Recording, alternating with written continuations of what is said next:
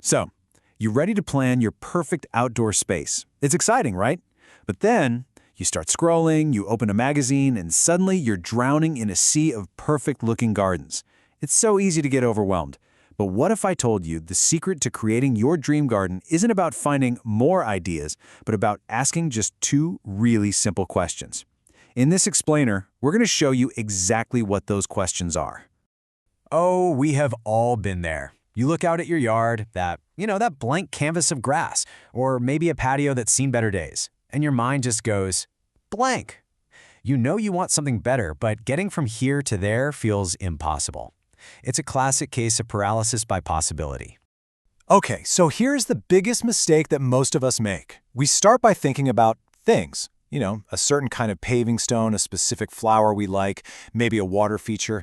But the real secret to a design you'll truly love for years to come, it isn't about the what. It's all about starting with a simple, personal question. This feeling actually has a name: the overwhelming backyard. We are so bombarded with these stunning images and endless options that the sheer volume of choice makes it almost impossible to figure out what we actually want. So, how do we fix this? And right there, that's the crucial shift in thinking. Your goal isn't to perfectly copy a garden you saw on Pinterest. It's to create a space that fits your life, your family, and your taste. It's all about making that piece of land truly your own. The path forward is actually a really simple two-step process. The first step, the most fundamental one, is to ask one question: what is this garden for? Before we even dream about what it's going to look like, we have to figure out its purpose. No, seriously, ask yourself this right now. What activities do you actually see happening out there? Is it a quiet spot for your morning coffee? A place for the kids to run wild? Are you going to be hosting big, lively barbecues for all your friends? Your answer is the first key to unlocking the whole design. A really powerful way to think about this is the whole concept of the outdoor room. Think about it. Inside your house, your kitchen is for cooking. Your living room is for relaxing. Your garden can work the exact same way, a functional extension of your home, with different zones planned for specific activities. So let's look at a few common functions. Are you an active gardener, someone who really wants to be digging in the dirt? Or maybe it's all about entertaining and having people over. Perhaps you need a dedicated, safe play area for the kids. Or maybe your ultimate goal is just a quiet, peaceful sanctuary to escape from the world. Now look at this. This shows you just how much that first question changes everything. On the left, you've got a garden for a plant lover. It's full of beds, winding paths, and the focus is all on the plants.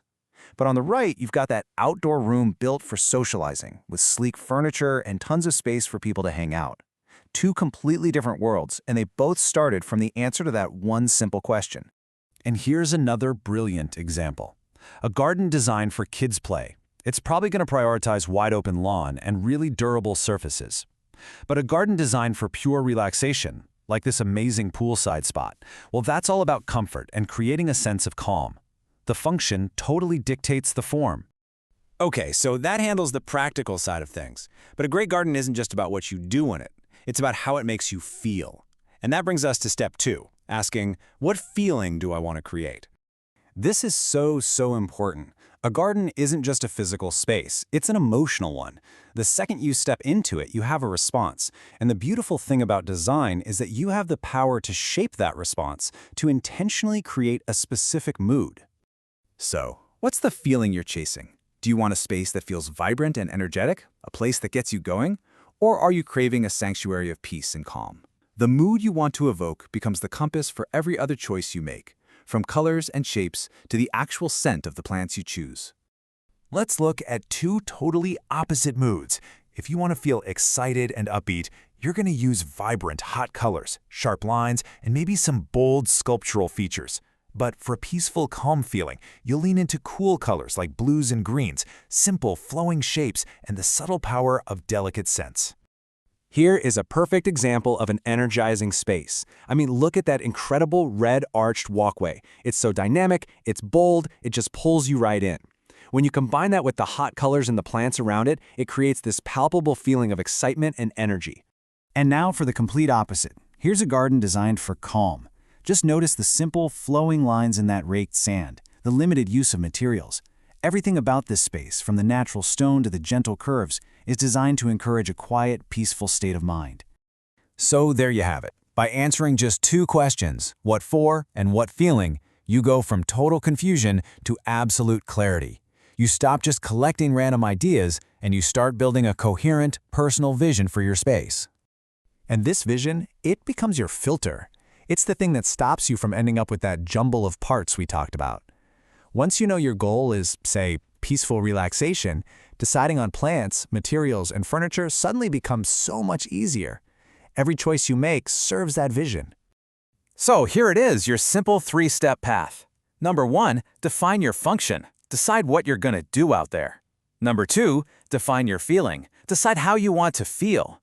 And number 3, let those 2 answers come together to create your powerful personal vision that's going to guide every single design decision you make. So that jumble of ideas is gone. It's been replaced by a clear process. Your perfect outdoor space isn't just some far-off dream. It's a destination, and now you have the map. The journey doesn't start with a shovel. It starts with a question. So, which one will you ask first?